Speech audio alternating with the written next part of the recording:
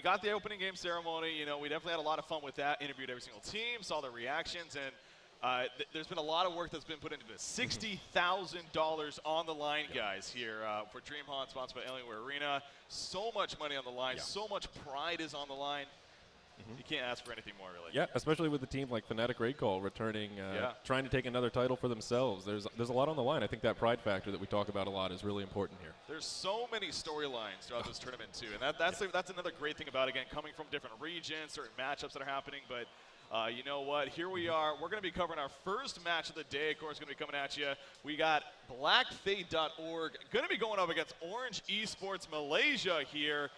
And the first match of the day. So again, this is going to be game one for both of these teams. And as soon as this match finishes, you know, they'll get an idea of how they're going to start in this event. A group stage event, best of one. You play each other each time once. And at the end of the day, after you get 7 matches in total, the top 4 teams going to be moving on to that semifinal stage. So. Yeah, and of course the BYOC team going to be coming in. I guess we'll know tomorrow who the BYOC team is, so should be very exciting. But the game has begun. The countdown started. We're getting into the picking phase, and I think it's time, Breaky. Look at that. All right, so here we go. Let's get some Heroes in Neuwirth. Are you guys out there excited to finally get some Heroes in Neuwirth going? Yeah, that's what I thought. BlackFade versus ORGE Esports Malaysia. Obviously, now this match specifically here, we got BlackFade, of course, the European region qualifying champions, going up against ORGE Esports Malaysia, the Southeast Asian qualifying champions. I'll tell you this much. You know, I've seen BlackFade a lot. I'm sure a lot of people tuning in to Honcast have as well. If you do tune in frequently, ORGE Esports, not really. And we're going to get right off the bat, we're going to see what these guys actually are about. Exactly right. I mean, ORGE Esports Malaysia is one of the few teams from the SEA region that we've had the opportunity to see at least a little bit on the international client. They participated in a couple of the Gosu Invitationals. So we have seen them a little bit, but certainly not nearly as much as we've seen BlackFade. Yeah, so both of these teams, again, it's an interesting way to kick off, because here we go, you know, we got the European Pride ad. Of course, we're here in Jönköping, Sweden, so I'm sure BlackFade has plenty of fans out there. Make some noise if you're a BlackFade fan out there. Okay, a couple of people. A couple. It's good. Makes me curious, actually, who they're fans of. Yeah. Any ORGE Esports Malaysian fans out there? Looking forward to seeing these guys? Yeah. Okay, we got one guy. You got a call. Yeah, no. So obviously, but again, I think that's more of the unexpected, because we just really don't know these guys. So. Yeah, it should be interesting. You know, BlackFade is not quite a breakout team, but a team that's relatively new to the scene. You know, we've talked about their lack of LAN experience kind of coming into this event. Yeah. And that could certainly work against them a little bit, but you know, that first game jitters, you know, maybe could play a role here as well. I would highly not, or I agree with you. That's a better way to put it. Yeah, so on that note, actually, you know, we've been talking about this a lot. BlackFade, obviously a very skilled team, very good team. There's a reason why they won those European qualifiers. Very, very tough, challenging matches throughout that event, but they only dropped 1 game total, by the way, which I think is worth really pointing out. But lack of LAN experience. They are a younger team, lack of LAN experience. So really looking forward to seeing how they start here at a LAN event. ORGE Esports Malaysia, they LAN a lot. They're at a lot of LAN centers. So I wonder if that is going to play a role here with, like you said, those first game jitters. But we got some picks underway, man. Yeah. Let's take a look. And as always, let's start it off with the bans. ORGE Esports Malaysia going to have the first ban. Mr. Ghost going to start things off with Jeraziah, followed up by Magebane, Silhouette, Ophelia, Tundra, Pebbles, Tempest, and Polywog Priest. So what do you make of these bans, Breaky? These bands right here, can't say I'm too surprised at really any of these bands. I mean, again, this is really, the bands, they do vary, but we do got a good amount of heroes where you see them on the ban list, it's like, all right, you know, that makes sense. Nothing standing out right here. I mean, the Silhouette, you know, you can argue, you know, it's not always banned, but she is a hero that is banned by a lot of teams. Yep. And I wouldn't be surprised to see her banned throughout this tournament. And then Magebane, I mean, Magebane is one of those heroes. All the pro teams, I think it's safe to say, they just don't like playing against him, so. Some teams don't even like playing him, even though how powerful he is. But so you know, as a spectator too, it's pretty cool seeing that band there. Certainly the case. We do see a couple pushing heroes banned as well, Ophelia and Polywog Priest, as well as Tempest. So kind of limits the amount of really early pushing potential. Of course, Keeper of the Forest still on the board, which may be a viable pickup as well. It's also interesting to see Jeraziah banned. We've seen less and less of him being banned as Electrician has been available on the board more and more. And of course, being a very hard counter to Jeraziah. Yeah, that is actually an interesting point to bring up about the Polywog Priest there, how you're addressing that, and actually a lot of push power, of course, and that last ban by Black Fade being that Polywog Priest, and kind of looking through again, a team in ORGE Esports we're not necessarily too familiar with, but they have been landing a little bit lately, with the teams that are here. They've been practicing against them, so maybe it was simply a case of they saw them playing a dominant Polywog Priest a couple times, and they're like, we're not going to give you that chance. So, but Pix have started here. Yeah, certainly right. ORGE Esports Malaysia going to kick things off with a Marax as first pick. Can't say I'm too surprised to see that. He's a hero, definitely been getting a lot of love recently. And for good reason. He's a very strong hero, powerful initiator, of course, a very, very beefy tank hero. As we've seen many a time, he can go straight for that portal key, and because of that ultimate, really doesn't need to go super tank-oriented early on. It could be ridiculous with more access. I mean, you're so right. You get a Mystic Vestments, and you're pretty much accomplished your tank. Done. Yeah, you don't. GG. You're pretty much good to go. You don't even need anyone else. No, he's not that overpowered. But obviously, a very popular hero on the competitive scene, especially lately. And ORGE Esports, as you mentioned, going to be first picking him, and then following it up with the Glacius Aluna. So going with some two very solid support.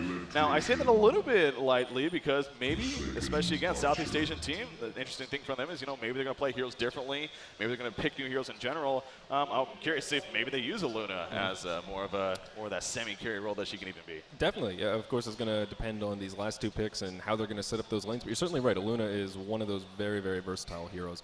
The BxF side of things, though, they do have their first 4 picks complete. Electrician, Forsaken Archer, Magnus, and Bubbles. So as we see that Electrician picked up, a pretty popular pick. And again, just go back to that Jeremiah, one of the reasons why really don't see him banned too much. Yeah, it's Electrician, very, very powerful hero, especially in that suicide lane role if you need him to be, which more than likely will be the case here. Just speaking of tank while we're on it, he's definitely another one of those heroes. You get him a little bit different style, obviously, with the Ring of Sorcery build and all about that mana pool, but you get that mana pool up, and he can definitely tank for days himself. So going to be up there in those front lines, obviously very good for setting up ganks as well, and the Purge ability. Even if you're not going up against a Jeremiah, obviously very powerful against him. There's so many other things in the game that the Purge ability is actually really, really good against, and with the slow that it provides, and obviously the buff for your teammates. Very, very good utility when it comes to that ability. But overall, I love this team. That's a lot of synergy so far. Very good lane presence. I'm really intrigued to see how they finish off now. Yeah, and just looking at this, it seemed a little interesting to me that Forsaken Archer was picked up over Valkyrie. We've seen that Valkyrie Magnus lane quite a bit. But I think they're kind of going for some of that magic damage AoE synergy, and of course the Forsaken Archer Ultimate brings that to the table. So that is sort of interesting. A couple of interesting picks here to finish things off for ORGE Esports Malaysia as well. Valkyrie, as we were just mentioning, as well as Slither, and that's certainly a hero we see very infrequently.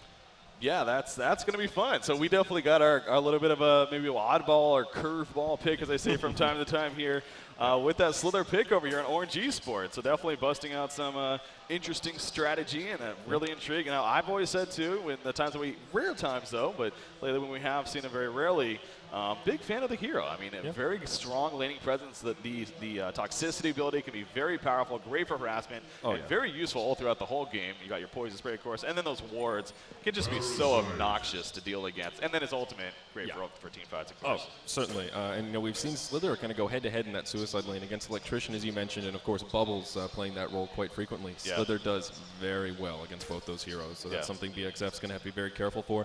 Going to finish it off with a Parasite pick. Love it. Obviously a hero like Parasite, brings a lot of aggression to the table, very entertaining play. So Mzai here for Black Fade, who I believe, by the way, is actually the youngest player at this DreamHack event. I think he's actually 14 years old. 14, yeah. Unless my eyes were lying to me earlier, I believe that is the case. I can't even imagine being a 14 pro gamer at 14 years old. That's just ridiculous. The fact that he has a chance to make part of that $60,000 prize pool here this weekend is just... He's years ahead of us, man. I'm jealous. Yeah, me too. It shows that good back then. Yeah. Well, here we go, guys. We got our first game of DreamHoN getting started here. BlackFade.org taking on ORGE Esports Malaysia. Are you guys ready out there? That's what I thought. Of course they are. I didn't even ask that question. That was just silly. Yes. So obviously, a very fun thing to look over at the beginning of the game. Well, very informational too, for that matter. How things are going to be laning here for both of these teams. And as you mentioned, you made a very, very good point there with the Slither and how he's a strong matchup really against either one of those solo heroes. So we'll see who he ends up going against if that happens to be the case. Very likely could be case if you're an Electrician, depending on how Black Fade actually really wants to go about this. But it looks like they are setting Bubbles middle, and you do got Forsaken Archer currently heading towards that top lane here. Definitely right. Our first vote to pause is going to come out here to start things off. What would this be without a vote to pause? I'm going to resume right away. You just had to, just to make it official, exactly. Insania coming through right there. Insania knows. This is now an official DreamHack game here. Yes, indeed it is. So as you were mentioning, this top lane here looking like that Forsaken Archer Magnus, as you said. Yeah, Bubbles looking like he's going to be solo mid, of course, Parasite in the jungle. And that does open up for an Electrician here to be solo in that bottom lane, though more lane shuffle happening now that we've officially announced it. Bubbles looks like he's going to rotate towards the bottom. Yeah. And, one of the things about the laning phase that we've brought up from time to time, it's how do I turn off these friends joining game notifications, Breaky? I feel like an idiot asking you that live on air. But disable notifications on the right-hand side there. Oh, there they are. Thank you, good cameraman. Sir. I wasn't ready to be cameraman. A last-minute change. So there was. We do apologize for the delay, by the way. There was some issues that it looks like it should be good to go now, though. Yes. So Yes. hopefully things are great on your guys' end spectating, because obviously that's a big part of this event after all. So yes, certainly right. So interestingly enough, we see Umzion Parasite headed towards the top to start things off. So all arrows pointing towards an aggressive jungler here to start things off, which I'm always a fan of. Love to see that early aggression from a Parasite. Well, that's going to be good news here for the Legion team, because you look at the matchup here, and we got Moraxis, Aluna, and Glacius. So a tri-lane being ran here from ORGE Esports Malaysia. We actually may have a little bit of initiation. An auto attacks coming to Parasite. Now the power throw did hit, and yes, we are, but the pause is going to make it. We're going to have to wait. We're going to have to wait, guys. The pause is just going to make it pretty ridiculous now. So. Now this is a situation we see from time to time where a pause comes at almost the worst time possible for an engage like this. It's one of these things. What are these teams going to do? Are they all just going to scatter, or are they all going to converge? And seeing that half-health Parasite makes me very nervous for BxF. Yeah, they know that it's okay. Here we go. So Insania's like, we're ready now. Obviously, you got to wait for ORGE Esports to make sure that they're ready. But we've definitely been through this before, where it's like, oh, we're gonna have action. The pause happens, and then all of a sudden it's like they go away. So here we go. We're gonna find out of this pause. 1 second remaining, and here we go. Now the crippling volley will hit Moraxis. You do see a lot of damage on the Parasite. Parasite, they're gonna take over the imp right there with that infest. More auto attacks coming out. Glacius taking the lava surge stun. Of course, Parasite helping with some damage now. Taking over the creep. The crippling volley will hit and smack down. Very likely, yes, the Bloodlust kill gonna come out right there for Blackfade. But smackdown on a lot of trouble. Moraxis will end up getting a return kill right there. In the process, the power throw gonna miss Magnus. So ladies and gentlemen, we have a crazy fight here to start off this tournament. Now Magnus still being chased down. No Quake stun, obviously. They go the Axis first. Power throw not gonna be up because of mana lacking. And Magnus, however, he doesn't have enough mana to lava surge away. We're gonna see another kill. Yes, we are. There's the kill coming out for Wang Wang, playing that Moraxis. And what would it be without another pause here? Oh, yeah. But Wang Wang 2-0 to start things off. We were talking about Moraxis. Given that there's going to be a tri-lane coming up here, that is definitely scary for BxF in this first game. Of course, the tri-lane up here, I think Moraxis is going to be the focus of this farm, as he did pick up that hatchet. So seeing him with 2 early kills is good news. Yeah, no, obviously the Bloodlust kill going in favor of the Legion team with Forsaken Archer, but you're right. I mean, in the end, I honestly think that our Hellborn team may have actually come out a little bit better situation there because of the circumstances on the Moraxis. But, I mean, I will say, you look at SmackDown, obviously getting that Bloodlust kill, despite the death. It was still very, very early on. And he does currently have the creep wave, as we can see here, pulled all the way back to the tower as a result of the Legion creeps following those Hellborn heroes. So, may not be the worst thing in general. But it was great that the game started that way. Definitely right. And for Blackfade, Parasite being there, he's one of the most useless heroes for a Bloodlust attempt. You have to go Leech first, and you can just hop into a creep, do some auto attack damage, as we saw there, but that's really about it. You go Infest first. Yeah, Infest, pardon me. Yeah, so again, that would have... Not Leech, Infest. Infest, but it's well right there, but not only did it help get it to turn around Bloodlust kill, but obviously it saved his life, really, with that Infest. So, yeah, very interesting start, though, to this game. Obviously, though, again, you can definitely argue who came out on top there. But it seems like Moraxis, he would gladly say that he's not too disappointed on how that played out for him. But how about this, though? We're now seeing this developing here. ORGE Esports Malaysia going with a full tri-lane with Glacius and Aluna support. So sure enough, we see kind of this tri-lane, which, by the way, it has been making a little bit of a comeback lately. We have seen more and more of it as time has gone on. So really excited to see this here from ORGE Esports. They are going against a Forsaken Archer Magnus 2-man lane currently with Parasite obviously in that top jungle. So really, they do have kill potential out of this Legion team at the same time if Parasite is going to be nearby. Yeah, certainly right. It's interesting to see the tri lane coming back, and even more interesting, at least from my perspective, to see Meraxis being the focus of the farm. It's not really too frequent we see that in a tri lane. So, you know, we've been talking about ORGE Esports Malaysia as well as some of these other foreign teams that we don't get to see too often, trying out different strategies, trying out different hero arrangements, and I think this is a prime example of that. It really is, and so again, it really that was the exciting thing about casting a team like ORGE Esports with a kickoff match. I was really intrigued by the fact that it was going to be our first match of the day, and definitely it's fun seeing stuff like that. So now, when is Parasite going to come over here? Look to set up some ganks, obviously doing a little bit of pulling right here. Oh, going to take over Vagabond, actually. Of course, the Vagabond minion, not too popular, but it will get that very powerful mana burn and can actually be very useful in this early game stage. Slither, by the way, seems like he took a lot of pressure at that bottom lane. And by the way, speaking of that, we went over this. You know, Slither usually and really should win this matchup against Bubbles. Bubbles right now, he's 13-4 against an 8-3 Sliver. It seems to be out harassing the top lane. Then we do have more action. There's going to be another kill happening on Glacius right there. Parasite takes some heavy harassment himself, though, and he will definitely fall. So Meraxis' third hero kill of the game. He is now officially a serial killer. Mr. Ghost on a little that will get caught. And Wang trying to do his best. A port coming in. Making a kill on Forsaken Archer, actually. Glacius can get here in time. Tundra Blast, is it going to be in range? Is the big question. Another axe that'll slow him down. Maybe close enough for Forsaken Archer to go down. The Tundra Blast is just out of range. Here comes a leech, and Meraxis will be forced to turn around. Magma's going to hide in that steam bath, and that's how the fight will end. So again, a 1-for-1 exchange going on right there. As this tri-lane versus tri-lane, you know, this is what you expect, though. Exactly, and it's no complaints right here, seeing all this early action. But you're right, you were just talking about the kill potential here of this Forsaken Archer Magnus combo whenever Parasite decides to move over to the lane. And exactly what we saw. Seeing SmackDonald pick up a double tap is definitely good news. Yeah. Glancing at the GPM chart, kind of what we would expect. Now SmackDonald leading the way around 350 GPM, kind of neck and neck with Meraxis here up in this top lane. But you're talking about this bottom lane, Breaky, and you're right. Looks like Slither is struggling a little bit, though. Now he's brought it back against this Bubbles, who's been pushed back. Yeah, and of course, as the levels get up, as the poison spray especially starts to add up top lane, we do see another kill, though. Hold that thought, actually, happening on Forsaken Archer. So once again, the power of the tri-lane here coming through for ORGE Esports Malaysia. And you know, you just got finished mentioning about how Forsaken Archer is matching up against that Meraxis. I mean, right now, especially after that death, of course, he is definitely up and out. 365 gold per minute and counting. And I'll say this much. I mean, we just talked about it in the pregame. Big reason why he's so popular in the competitive scene nowadays is if he can get an early start, I mean, he just becomes ridiculous. Because if he gets something like an early portal key, even some earlier tank assist items, which isn't totally popular, but could be, you know, he could just start taking over that early game stage. So dangerous here for BxF. Certainly right. He is a hero that can snowball very, very effectively, which certainly makes sense for this tri-lane situation. So certainly some credit to ORGE Esports Malaysia for running this and showing us what Meraxis can do in a tri-lane.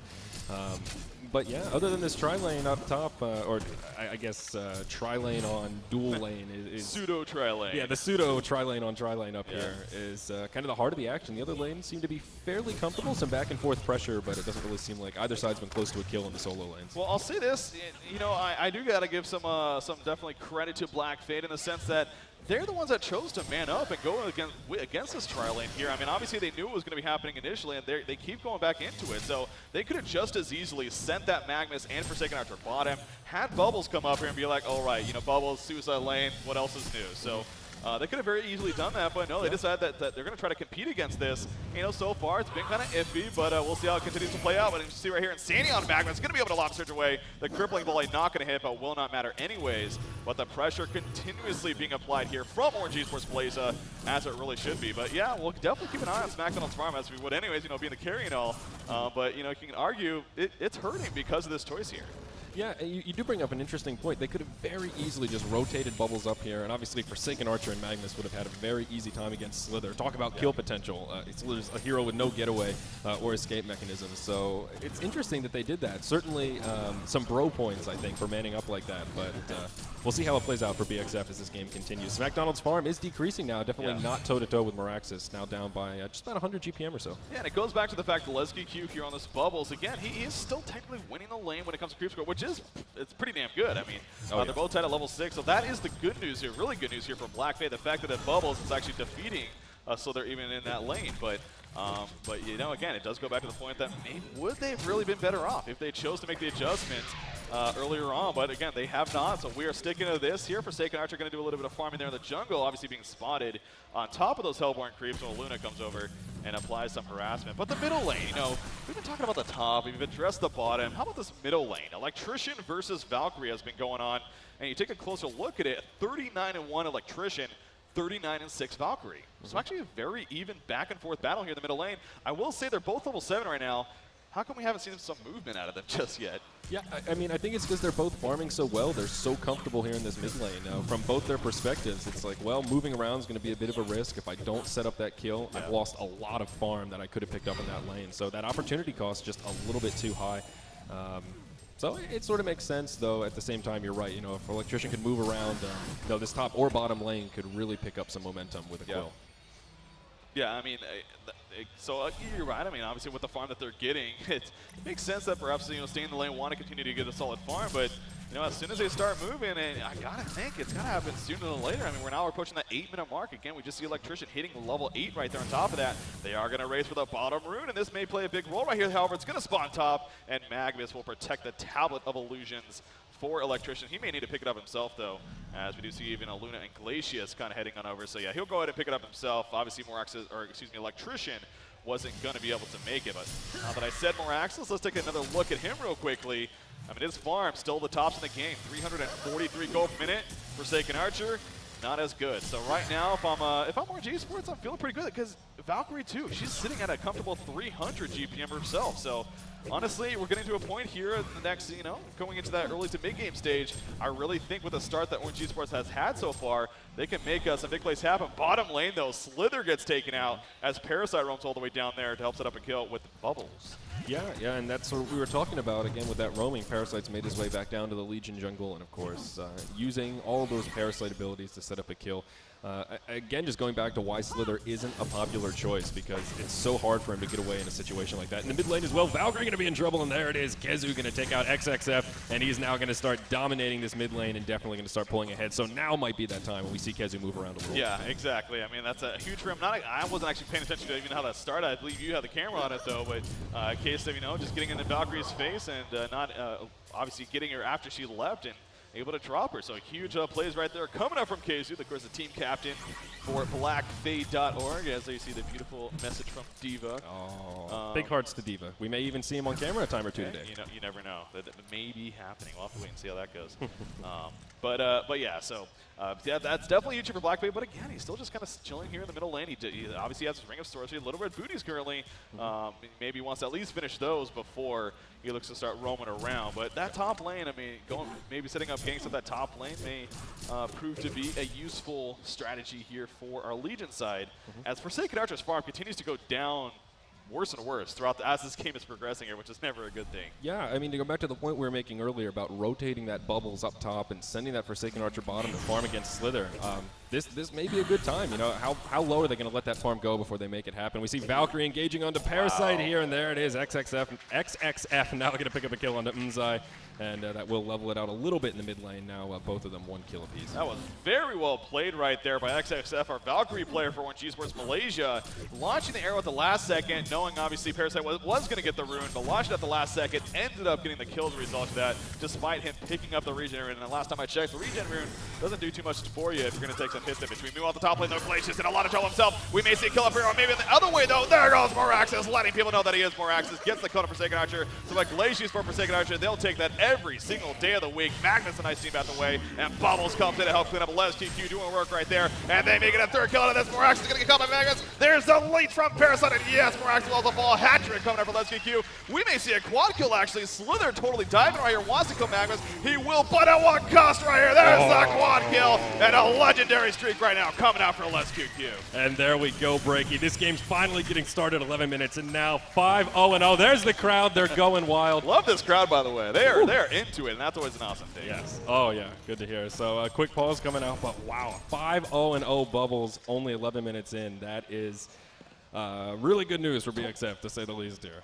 That's never too good when your computer shuts down. Oh my. Well, mid-match. We may have to sit in this pause for a couple moments here. It may happen. Yes. You know, you obviously have to load back in and everything. So maybe a couple-minute break right here, but not the worst thing in the world. Does give us a little bit of time. Obviously, we had to maybe a little rush into getting this match started because we were having technical issues ourselves. Again, hopefully you are enjoying the stream out there for what we got going so far. And I do promise you, we got a great production staff behind the scenes that is doing their best to make sure you get the best stream quality possible. And all throughout today and even tomorrow, of course, they'll continue to make sure that you guys are getting that. So if there do happen to be issues, they constantly are addressing it. I can definitely vouch for that. So exactly right. S2 is here in full force, making this tournament possible. There's, like you said, our whole production team down there and quite a few other members of the staff here. As you said, working very, very hard. So huge shout out to everyone behind the scenes that, is making this possible. Very, very deserving. So again, hopefully you guys have been enjoying it so far, but this is just game one, man. I mean, we got a full day ahead of us. We're planning to go to 2 a.m. I mean, obviously, welcome to any LAN tournament. It's a good chance. Delays may happen, and let alone a match may take a little bit more than an hour. That sure enough happens in Heroes and Newer, so I wouldn't be surprised to see that. But we got plenty of matches today. It continues tomorrow at 10 a.m., I believe it is. And then, of course, tomorrow we'll find out the top 4 teams from this group stage. Those 4 teams battle out in a best-of-3 semifinal stage. And then, of course, the 2 final teams meeting in the DreamHoN arena competing for that $60,000 prize pool. And as you can see on your screen, the up-to-date standings as they stand. Everyone's 0-0. Yep, just getting the tournament kicked off. But if you guys go over to DreamHon.com, you can see all those statistics. And there's a lot of really cool stuff over at that site. There's some the best crowd ever. There you go. Computers never lie. They don't. They really don't. That's a good point to bring up, actually. We should all live by that. But yeah, I mean, there's some cool stuff at DreamHack, though. There's a lot of advanced stat tracking. As this tournament progresses, we'll be able to see, who has the best kill-death ratio of everyone participating. Yeah, I mean, those are stats we usually don't get to see in a tournament. We can see who has the highest win percentage, all that kind of stuff. So some really cool stuff. If you're curious at all, go to DreamHack.com. Of course, the schedule posted there as well. Yeah, while we are sitting in a little bit of break here, hopefully not too much longer, but this does give us a little bit of time once again to make some more announcements that we may have had. The first one being that the dream comes true. The dreams come true. That's a better way to put it. We're actually going to be doing that event here at DreamHack Summer 2012. And what the event is, if you haven't checked it out for yourself, it's actually a chance for you guys at home, you tuning in no matter where where you guys watching at home, you'll get a chance to actually win a trip to DreamHack Winter 2012. So yes, we are planning on coming back, of course. So looking forward to that already. But but you will get a chance to win. All you'll have to do is actually answer 7 of 10 questions correctly that we're going to ask throughout the 2 days of coverage. So you got to be tuning in, obviously. You got to be sitting there watching Oddcast. But when you catch the question, which first one should be coming up in the future here, if you answer correctly, you're one step closer to being chosen. One out of 7 steps to make it, as you said. But, there you go. I mean, talk about a hell of a prize just for watching some Heroes of Newer. That's all you got to do. Pay a little bit of attention. Wow, that's great. Yeah, and you get to meet Diva in person. Yeah. Who wouldn't want to do that? Well, you get to meet pretty much the whole S2 staff that's here. There's that too. Yeah, so that's it is a great opportunity, guys. So definitely look forward to that happening when we do start asking the questions. Again, 10 questions in total throughout these 2 days of coverage. If you answer 7 of them correctly, you'll be entered to be randomly selected. So, all right, make it happen, guys. With that said, perfect segue. Here we go. There you go. So we're back in the game. It is resumed now. Hopefully, whatever issue was afoot is now cured. Hopefully, LesQQ doesn't have any more issues. So we're gonna get back to this game. Electrician solo up in the top lane. We see Miraxis gonna port back up. So some lane shuffling has come about since the quad kill here for LesQQ. And we'll see kind of where the lanes finalize here. We see Glacius going to be in big trouble. A nice stun from Aluna going to slow them down a little bit, but I think it's just going to delay the inevitable here. Glacius going to freeze himself to try and buy some extra time. Valkyrie actually going to come in as well. There's the face hug onto Aluna. Parasite's just going to try and get out of there now. The arrow going to come. Oh, and it is going to connect. Wow. Oh, no. Mzai making a fatal mistake. He's going to run right back into it, and down he goes. Mr. Ghost going to be the one to pick up that kill. Mr. Ghost doing work with that at the kill, but that was XXF, of course, on Valkyrie. Great arrow landing. You just see the lull coming out from Mzai. It's like, yeah, you got me. That happened. So great job right there sniping him down, but still, I mean, you just brought it up before. Obviously, LesQQ having some PC issues because he got that quad kill before, so his computer must have broken that or something. Overheating after those great plays that he had. So, but 5-0-0 total, 334 gold per minute right now. So we talked about, when are we going to start seeing some movement, especially from the Valkyrie and Electrician in the middle lane. Never really mentioned Bubbles, but Bubbles doing work, of course, right there. Yeah, I mean, both teams are really moving about now. We see Slither in the Legion jungle of all places. So We'll see where Slither ends up. We've talked about him a little bit here, but actually not as much as I would like. As you said, he's a hero that you're kind of a big fan of. And we'll see what he does in this game. Of course, the thing about Slither that works so well is he counters those really tanky heroes like Electrician. So even though Electrician is farming very, very well, Slither is still on the board and a potential counter to that hero. Yeah, I'm definitely a huge fan of Slither again. He is definitely one of those heroes, so obviously he's not the most entertaining in the sense of burst damage. You think of Slither, you know, it's not about burst damage with Slither, of course. It's all about that poison damage and ticking you down over time. So that's what makes him such a great hero. So he can be very, very useful with that set in those team fights. If not only he's pressing that R button in the team fight, but if he is spreading that toxicity around on all the heroes possible, it can really help when it comes down to the, not only the poison damage, but the lack of regeneration that is applied from it. So we do see a little bit of harassment coming on. Meanwhile, the bottom, and there's that R coming out from Slither, as I was just talking about. The piercing arrows going to be canceled immediately, though, and that may be the saving grace right there for Slither. Power throw hits Forsaken Archer, but no kill going to be coming out here at the bottom lane. So both teams, a lot of action picking up, and it may not be over just yet. KZ wants blood, and he's going to try all that he can to do to get it. There's the static grip and the nuke to finish him off. Now Morax is turning on his ultimate, trying to stay alive right here. Maybe going to turn on the explosion, not doing too much damage. The catch on this Slither, Slither dropping quickly. Electrician in the face of Slither, wants to hug him, will get that kill. The arrow going to miss right there from Valkyrie, and now the turnaround perhaps going to be coming up for ORGE Esports, or will another stun happening, and I think that's going to be the end to what was a great battle for Black Fade right there. Yeah, double tap coming out for Kezu, of course. You're exactly right. They are really looking good now. 12-8, only about 15 minutes in here. 5K gold, 5K experience advantage. Yeah. Pretty significant here for Black Fade. They're off to one great start. Bubbles has enough for that portal key, and I think that's really going to make a significant impact on this game. Yeah, that's, as usual, really just a huge item to be able to pick up here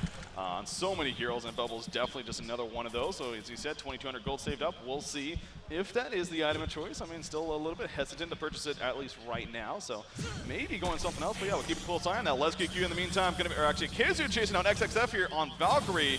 The leap, though, buys her enough distance to get away, and the port actually could have been canceled, as obviously Electrician turning around. So honestly, that worked out not too bad for Electrician right there, despite not getting a kill. But yeah, speaking of Electrician, once again, 380 gold per minute. And he is at that very effective early game tank stage, Ring of Sorcery and Helm of the Black Legion already. Oh, yeah. 1,400 plus life here early on. And this is exactly where you want to be as an Electrician early on. We've seen a few games where Electricians don't get that early farm. They get picked on a little bit. And this is definitely where he wants to be. Down to the bottom lane, though, Forsaken Archer going to get caught. We see Morax is hiding in the shop there. The Quake going to be enough to make it happen. And Smack Donald is going to fall to the hands of Mr. Ghost, actually going to get credit for that kill on Aluna. And this Aluna Glacius actually sort of playing that double roaming support type style, as they seem to be paired up since the very beginnings of this game. Our Legion team looking like they may push this tier 1 tower here in the mid. Yeah, and they're very likely going to hit it. Whether or not it's denied, it's a question. Obviously, Valkyrie running in right now. The arrow is going to come out, miss though. And KZ will get credit for the tower kill as a result. So well played on his part, and that's going to boost the gold, not only for the team, of course. Luna going to be able to run away before too much happens on her, it looks like.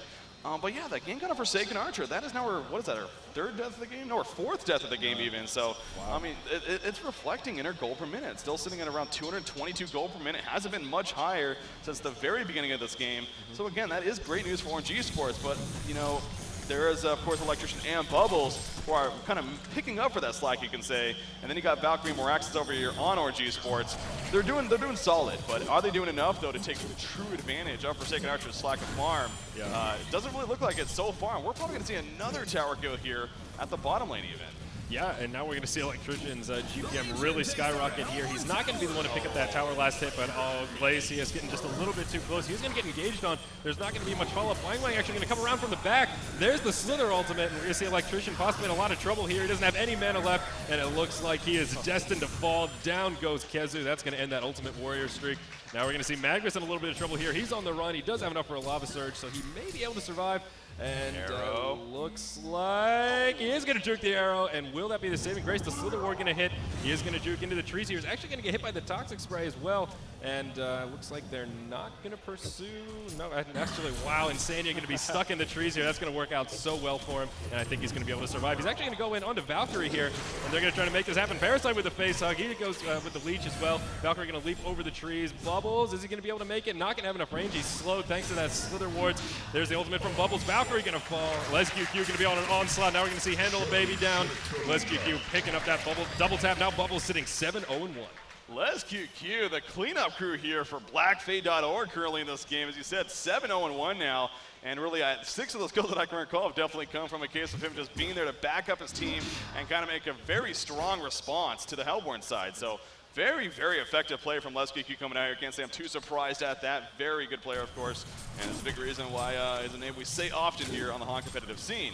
So now you got back to SmackDown a little bit. I mean, again, he is now at this bottom lane, trying to free farm, take advantage of the fact that, you know, heroes are currently still dead for that matter, and can maybe get some free farm here at the bottom lane. But yeah, I also think that was a little bit of overcommitment there, especially from the Slither and Valkyrie. Obviously, you know, kind of hindsight, a little bit easier to say that, but yeah. Chasing that Magnus where they did with the creep wave coming up, obviously they knew ports that they had. I mean, it was just very aggressive play on their part, and ultimately resulted not in the best situation. Now, about these pauses, by the way, yeah, I want to say they need to be. I don't know if there's any more pauses left, to be honest. So. Yeah, that's very true. That's a, you know, if there is another emergency here, if a computer shuts off or what have you, you're right. I believe each team only has 3 pauses, so it may get down to that point where, hopefully that's not the case, but good point to bring up. Maybe we should have trolled in the beginning.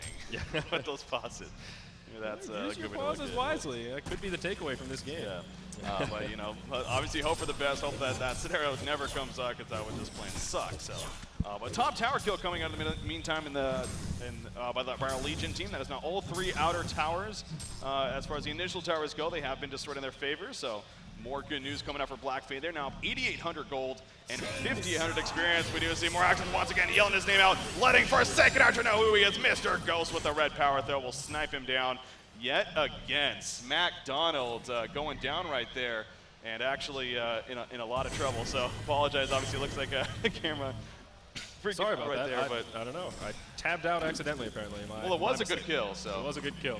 Sorry about that, ladies and gentlemen. Small little lag spike there.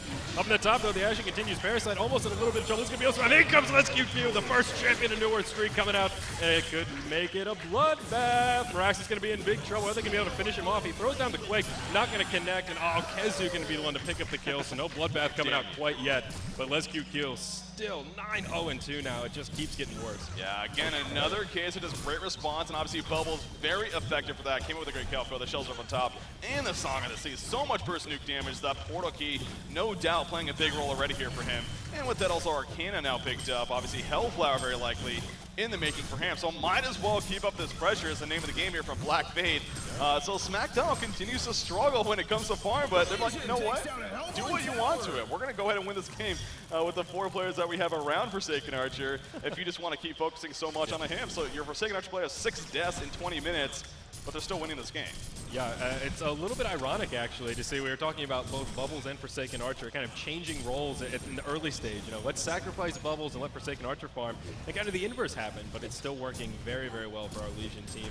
One thing to note, though, I mean, that great farm early on is going to pay off on all these heroes, but yeah, you always have to worry a little bit. Valkyrie is, well, really kind of farming on par with Forsaken Archer at this point. So really looking good for BlackFade here in game number 1. Yeah, BlackFade is no doubt in the driver's seat here in this game. That 13,000 gold lead, 10,000 experience lead, and we're only 21 minutes in. So still very, very early on, but when you have an advantage like that this early on in the game, it is very difficult to recover, especially if you don't have a hero like a Mage Vein, like a Chrono, something like that, where you're just sitting, you know what, well, at least we got this guy. I'll let him farm up, and maybe in that late game stage we'll take over. I mean, the best that they got is a Valkyrie and a Slither, maybe, and even a Luna who can assist later on, but I don't know if that will be able to compete against this Legion team, especially with the start that they have. Now, they are trying to do some ancient stacks here. You know, if you got to start somewhere, and obviously for ORGE Esports, it's definitely good for them, so Valkyrie will get some very effective farm out of this, and my guess is that she's actually going to be pretty close to, she's currently sitting on a sustainer, 1,400 gold saved up. So, I mean, yeah, you have to think Nullstone here. I guess hasn't been able to buy the Blessed Orb yet, though. But Nullstone very likely the makings for her. And there's, you can argue it's a very good item, but you can also say, you know, you're dealing with a purge from Electrician. Exactly. I mean, there's just an ever-going debate. I don't know that it'll ever be closed with Nullstone. You know, and you have a Nullstone against an Armadon. Is that good, or is that always something you should avoid? Electrician, as you just mentioned, really kind of in the same boat. That purge, very, very powerful as far as its ability to just get rid of that Nullstone. Of course, Nullstone also working for items, so that Hellflower that Bubbles is no doubt working on will play in very nicely here for Valkyrie with that Nullstone pick. Yeah, that'll be very, very effective in that sense for a Valkyrie player, but still it needs a bit of time to farm that up because currently sitting on 1,600 gold. Hasn't been going up too quickly lately as they are going to set up some defense here in the middle lane for very good reason. You see a hasted Electrician running in, looking to see if he can maybe catch anybody, but the Hellborn team's spreading, not allowing him to get that opportunity. Maybe into Slither though. Slither going to be static grip. Maybe there comes the purge out. There's that Codex doing for Parasite, and Slither will fall before even getting off his ultimate. That's going to be huge for them, as you mentioned. Les QQ picking up the Bloodbath streak with 10 kills for him without any deaths. Yeah, pretty damn good. So a hell of a take right there. With Slither dead, the Hellborn team, they really do lose a lot of their Team 5 presence. And so I wouldn't be surprised if they almost just give up here this middle tower. Yeah, I mean, like you said, there's not really much they can do. They're so far behind. They absolutely need all 5 to engage head-to-head. So, see, I mean, if any one of them was dead, maybe less static Glacius, they're probably not going to defend this tower. And that's exactly going to be the case. They're going to spread out. They're going to try and pick up a little bit of farm in the bottom lane while they have the opportunity. This tower is going to fall to the hands of Mzai on that Parasite. So we'll see what ORGE Esports does in retaliation. They're still yet to kill a single Legion tower, which, of course, is bad news bears. That definitely doesn't help the situation. Oh, Valkyrie gonna get left on, or excuse me, portal keyed on. She's trying to leap away, but the ultimate may hold her in place for long enough. Yeah, she's gonna choose to leap though. The ultimate, or the stun will go up on Slither in the meantime. Gets his ultimate off himself with the poison burst, but now taking a lot of lockdown. The static grip though gonna be canceled. 2-second stun onto him. Magnus in the background also barely staying alive, not for long though. He will end up falling. But we do see Aluna going down, so 1-for-1 exchange so far. But look at that toxicity, taking down Electrician quite a bit. Parasite with a great jump though on Glacius, finishing him off. And now we have more levels in a little bit of trouble. Shell shots away though, and the bait is successful here from Black Fade. Morax is going to turn on. Slither also in a lot of trouble, and Slither will fall. Hat trick coming out for Umzai right there. And now a lot of push coming here at this bottom lane. You hit the nail on the head with that last comment there, Breaky. The bait was accepted. Bubbles doing an absolutely great job being in the front line. Really looking juicy, the Eyes Meraxis, and of course surviving in the end is really the key there. The Bloodbath streak continues. The last outer remaining tower falls for our Hellborn side. So ORGE Esports Malaysia now getting to that point of how far behind are we? Do we have any chance at bringing this back? Like you said, there's no hard carry like your Mage Main or Dark Lady. It's starting to look a little bit dark here for ORGE Esports Malaysia in Game 1. Top tower, unfortunate for Magnus, not able to deny it, but there we finally go, going over that point. I mean, the first tower kill of the game actually coming out right there. We're helping him. Look at Umzai! Oh, he uses the Codex, and yes, he's going to get the kill, but at what cost right here? Probably going to die. And Parasite, yeah, not going to get away from that one. It's a little bit of overconfidence there. Yeah. It's a 375 bonus gold right there for Shuyu. Playing that Glacius, probably butchered that name by the way, even though I said it earlier. I'm horrible at names, we all know this by now, but yeah, unfortunate for him. Yeah, you know, poor Mr. Ghost right there. That's almost a smack in the face. You have to know that Mzai was thinking, you know what, I'm probably not going to survive this, but I'm going for it anyway. I'm going to show Aluna who's boss, and that really is just the ultimate smack in the face in a game like this. Codex Parasite, 1-for-1, man. Well done by Mzai, I suppose. Yeah, by the way, what level is that that Codex? It looks like it is currently level 2, so on a Parasite right there. So how much more? What's that? Yeah, well, it's just an interesting number jumping out of me. Mzai actually the highest assists in the game, 4, 4, and 12, which is just interesting given the Parasite's generally a single target hero. I mean, he doesn't really do any AoE damage, and you have Bubbles, who's he's been picking up a lot of the last hits and kills, but you know, with only 3 assists. So interesting that Mzai's really been active throughout this match, helping to set up kills consistently in this past 25 minutes. Very good point to make. I mean, Mzai no doubt has just been a very active role and being very successful, and for the part of the team's success, obviously Les QQ maybe getting the flashy numbers out there with the streaks that he's beginning in now 10-0-3, but seeing those 12 assists, yeah, that's a very good play there from Mzai. So I see a couple more items just actually being finished or purchased here. The Nullstone was finished on the Valkyrie, so that is, you know, a step in the right direction, but don't necessarily see it as an item of, oh my god, they're in such a good spot now, because they're not. More items being picked up. Frostburn just finished on Forsaken Archers. Smackdown will go on that run, and Frostburn's been a combination of items that we've actually been seeing a lot more lately on the competitive scene. And even Hellflower just purchased by Bubbles as well. So. Yeah, it seems the Nullstone on Valkyrie was picked up just in time for that Hellflower, so that's certainly good news. But, you know, to go back to this Frostburn point that you were making, it's an item that really got a lot of love maybe 6-8 months ago, kind of died off a little bit, and now we're seeing it back. And really the core of this item is being able to pick it up reasonably quick and give you that little edge to pick up kind of a mini snowball to carry you through that mid-game on these agility heroes. So it's certainly not surprising to see now, but still not the most common of things on these range carries. Yeah, that's actually it's been very, very true with the amount that we have seen lately on the competitive scene. It seems like it's coming more and more as a very popular choice when it comes down to the preference. style here. So, but a lot of pressure being applied here at the bottom lane, of course, from Black Fade, and getting to a point where they're trying to find that opportunity of maybe finishing this game in the near future. They don't necessarily need to. I mean, I think that they could definitely rely on sitting back and playing the fact that they have a lead here and getting Forsaken after finally built back up, and obviously with that, sitting at the 300 JPM, and of course, just talking about the item pickup for her. Yeah. But instead, they say, you know what, we're confident that we can actually come now and look to push this and finish this game, and I wouldn't be surprised if we see that here, but we'll see how Orange holds this off. Yeah, I mean, just look how fast that tower was falling. Really, BxF didn't have to spend anything for that. They got half the health of that tier 3 tower for just a little sliver of that maximum health Electrician has. So you see, oh, there it is. So we'll see. I mean, this is one of these situations where ORGE Esports is going to defend the best they can. Maybe one of those kind of all-in defenses. We'll see, kind of in the hands of Black Fade right now to drive the momentum. Oh, Zai doing work once again. Takes that Glaciers. But right here, Electrician, a lot of damage. In comes the eruption though from Magna. Oh, the leap away from Valkyrie at the last second. Able to be fine, but Slither will not be so fine. Does get his poison burst off, so this may work out pretty well for the Helper team. If they can get enough damage on the Electrician, maybe get him killed. It looks like the Electric Shield though couldn't do enough work. How are more people not dead right now? Only Glacier still the only one dead. That is ridiculous defense there from ORGE Esports Malaysia. Yep. The fact that Valkyrie was able to leap away before Bubbles and Morax's jumped, or Magnus, excuse me, was huge there for her. Absolutely, that was really, the Magnus ultimate was fairly well placed, but just didn't do as much damage as it needed to right there for that fight to really be super successful for the Legion side. You'll also notice a couple ults weren't burned there as well. Parasite has a face hug right now, and of course the piercing arrows from Forsaken Archer as well. So sort of an awkward engage. ORGE Esports Malaysia did a great job staying spread out and preventing that piercing arrows from, or prevented themselves from creating a situation where the piercing arrows would have been devastating. So again, well done by ORGE Esports for sure. Yeah, very well played. And so this makes me want to talk about Slither a little bit here. We saw all those wards up by Slither, of course being a level 4 with the Toxin Wards there at that bottom lane.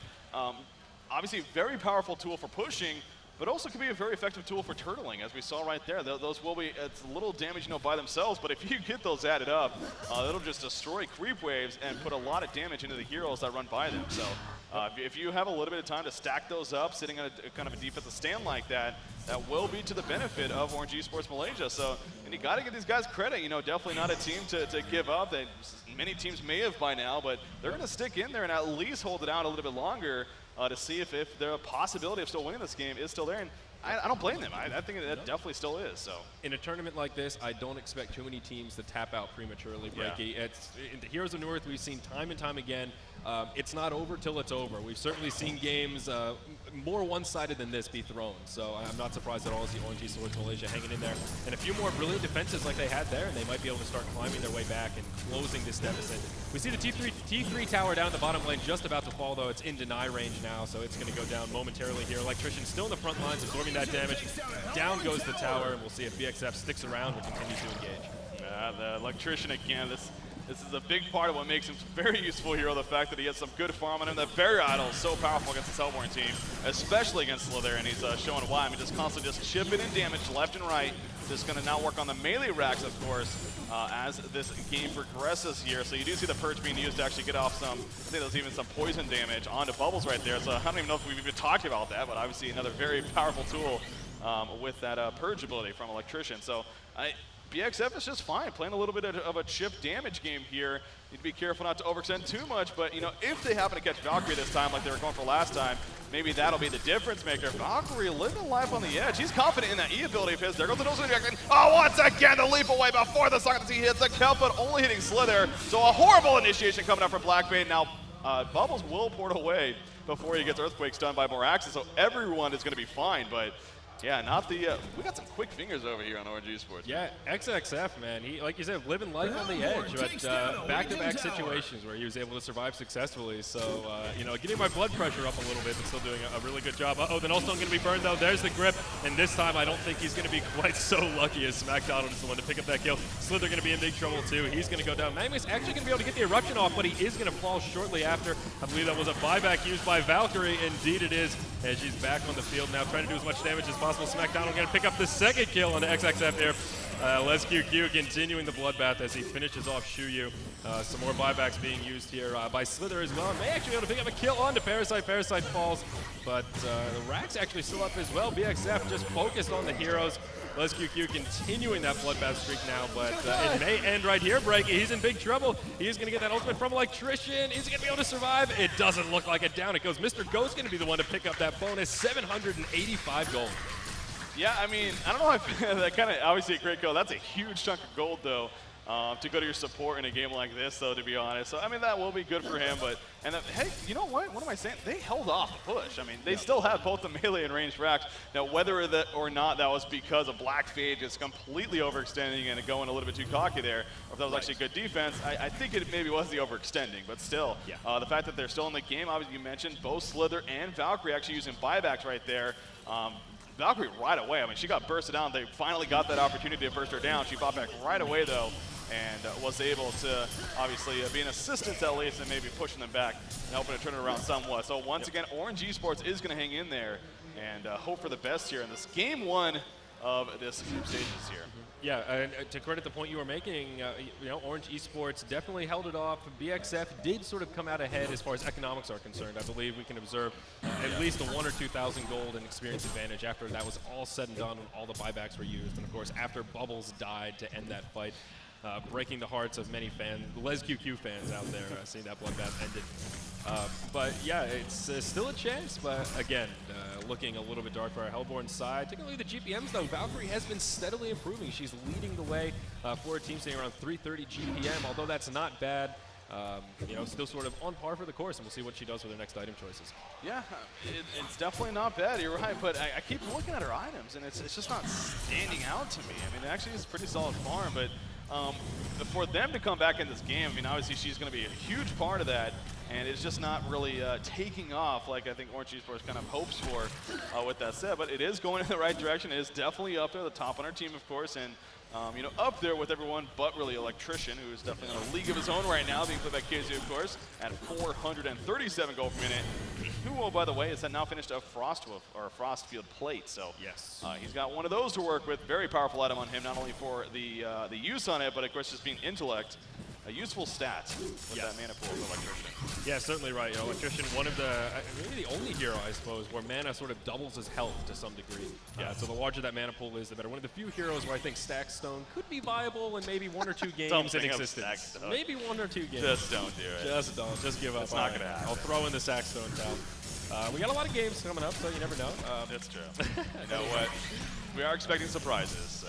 Yeah, certainly. Well, some teams have been saying that. They have some tricks up their sleeves. So, maybe that's what they're talking. Everything's a possibility, Breaky. I'm not going to count out Sackstone just because it's Sackstone. Very true. We do see Nullfire Blade just finished there on Valkyrie, so actually it was assuming that may have been a firebrand, but no, going to be the Nullfire Blade. Here we go. The Earthquake Stun hitting, or the Quake Stun, excuse me, hitting no one right there, actually. We do see the Eruption being lined up by Magnus. He is trying to jump in, or he just jumped on a Valkyrie sitting in the background, actually. Moraxis, though, once again, letting them know who he is. The Perch goes out to the soul. Yes, they're going to take out Moraxis. And can he buy back? It looks like he should be able to, but with Glacius also falling, it is now a 5 versus 3. The racks go down, and BlackFate.org is well on their way to being victorious here. We are going to see a Valkyrie Prison being used, so with the 3 versus 5, ORGE Esports may give it one last shot right here to scare them off. There goes the shield once again up on Electrician. Magnus stunning it. He'll get quaked up before, but a great piercing arrow doing a lot of damage right there to Moraxis. The lead to the back of the Codex from M side coming out. Valkyrie's down. Moraxis will fall, and Aluna can just sit back and hold her head in her hands. Nothing more that she can do. This tower's going to fall. Black Fade, there's a GG. I think it may be official. And there it is, Breaky. Of course, not official until that concede vote passes, but it looks like Black Fade going to be victorious. In game number 1 of that, you can see the crowd going wild. Some Black Fade fans in the crowd, no doubt. No, yeah, there definitely there has to be. And a great crowd, mind you. It's obviously our first game of plenty more to come, so I really hope that we can keep up that enthusiasm for the whole event. We're definitely going to continue to have an insane event. But yeah, great start to this tournament, no doubt. Black Fade taking on ORGE Esports.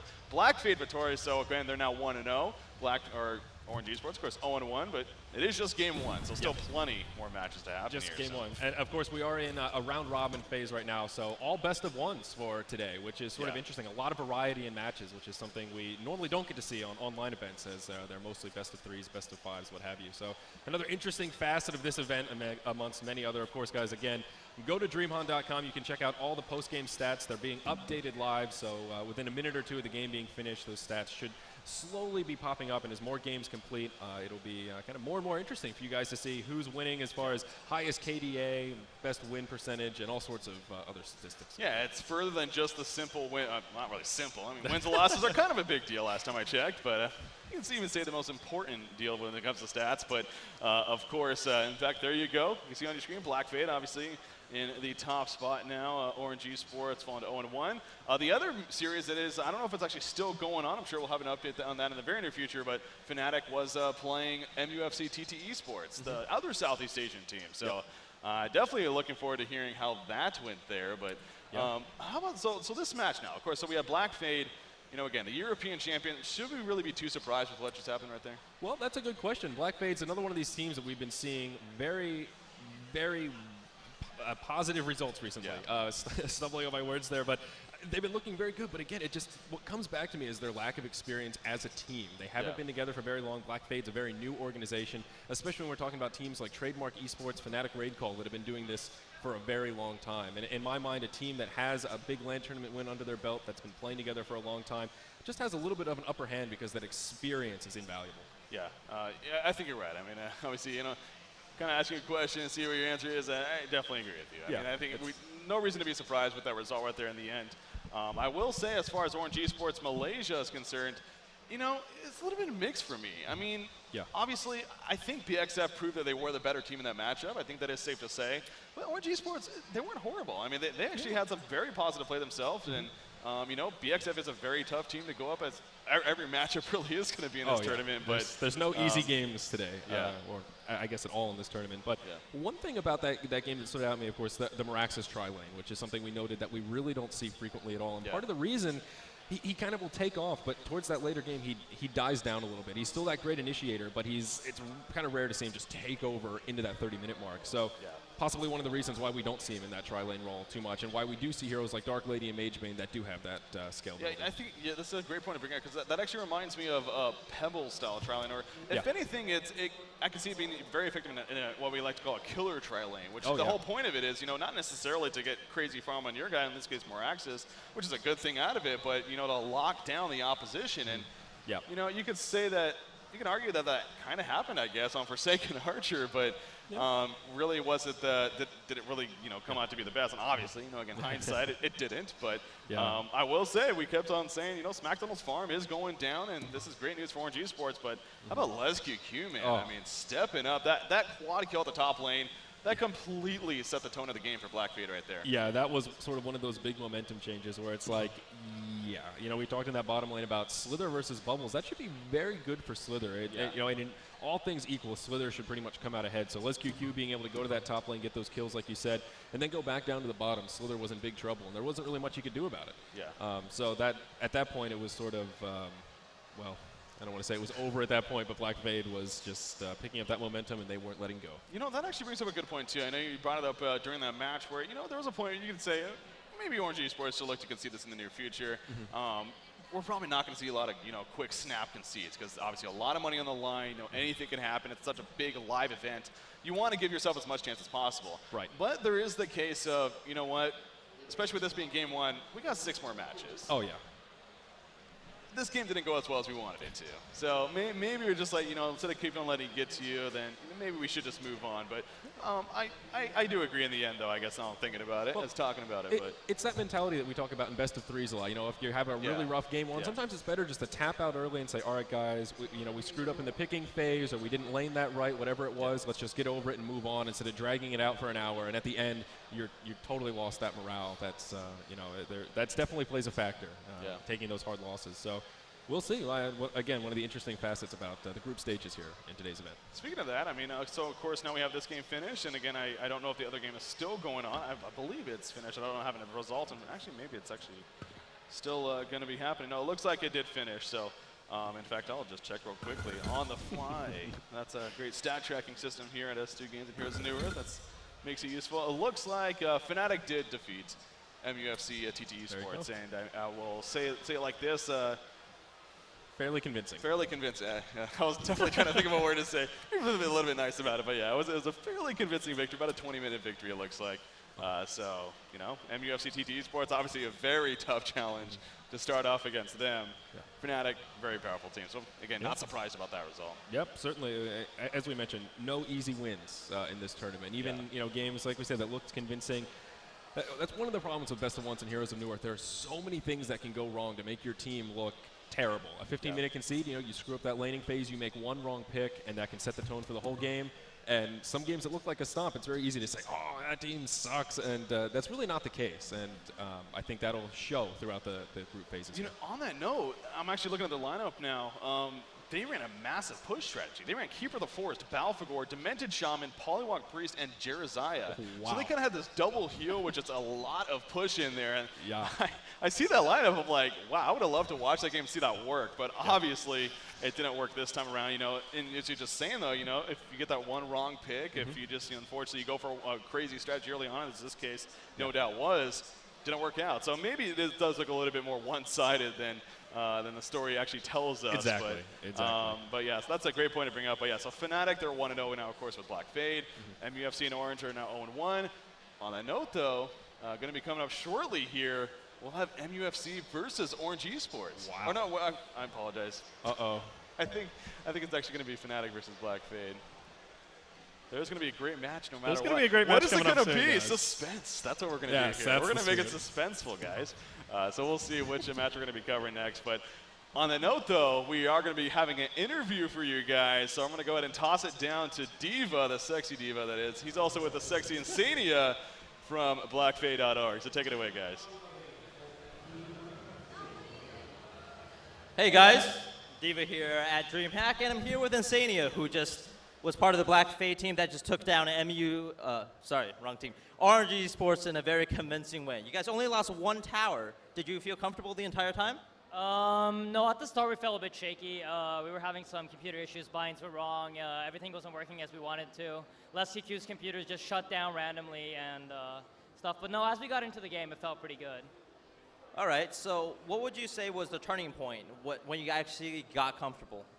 Well, when Les CQ got the quad kill up at top lane, that was like, okay, now we got this. The game's pretty much in our hands now. Yeah, it was very impressive, and that Bubbles did very well.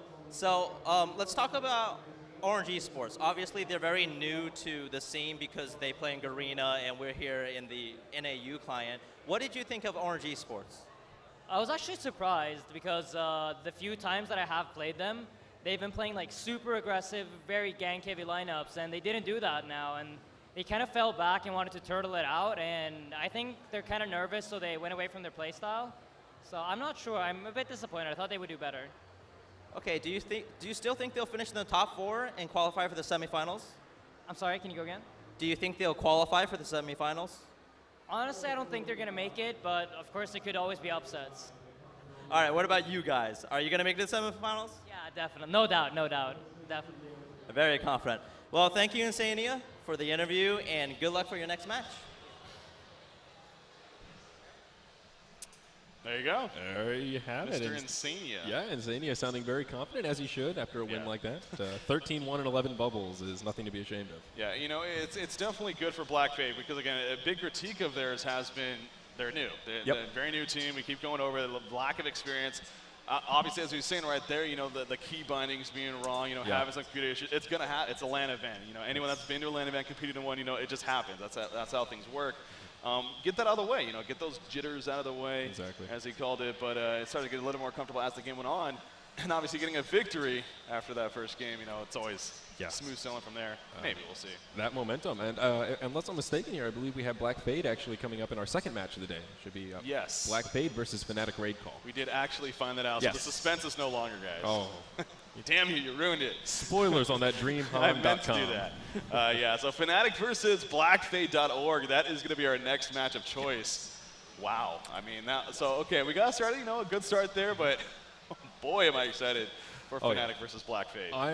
As I said, any team that's been together for a long period of time, I'm excited about. So Yeah. seeing Fnatic raid call, I can't wait. Absolutely can't. Yeah, it's going to be a lot of fun watching that Fnatic Recall team. Obviously, a lot of questions surrounding them.